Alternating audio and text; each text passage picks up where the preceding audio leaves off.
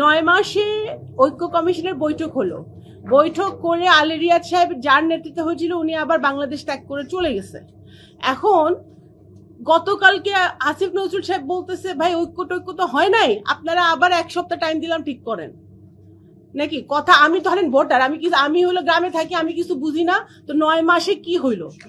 এই যে GSA, BNP, NCP, জামাত সহ সকল রাজনৈতিক দলকে চা বিস্কুট যে খাইলো সকাল থেকে বিকাল পর্যন্ত আলী রিয়াদ সাহেবদের সাথে, এটার আলটিমেট গোলটা কি, আলটিমেট রেজাল্টটা কি? আমরা যেটা আমার ছোট ভাই বললেন, এই বৃষ্টির মধ্যে ছাতা ধরে সবাই গেল, জাতীয় সনদে একটা স্বাক্ষর করলো, করে আমরা দেখালাম আমরা এক আছি, এক থেকে আমরা ইয়ে করলাম। তাহলে আমার as a layman, as a voter, আমার মনে প্রশ্ন জাগতেই পারে যে এই ঐক্য কমিশনের প্রয়োজনটা কি ছিল?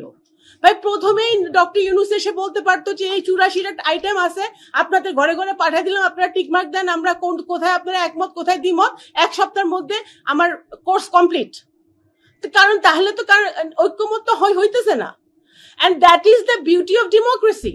ভাই আপনি গণতন্ত্র চাইবেন, আপনি ডেমোক্রেসি পালন করবেন, আবার ওভারনাইট সংস্কার চাইবেন, এই দুটো একসাথে হয় না।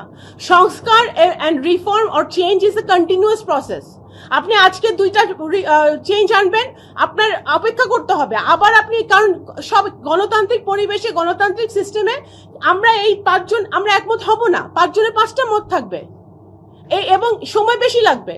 তাই বলে কি আমরা পিছিয়ে যাব? আমরা কি মন খারাপ করব? আমরা কি ভাববো যে আমাদের কোনো সংস্কার হচ্ছে না? তা না।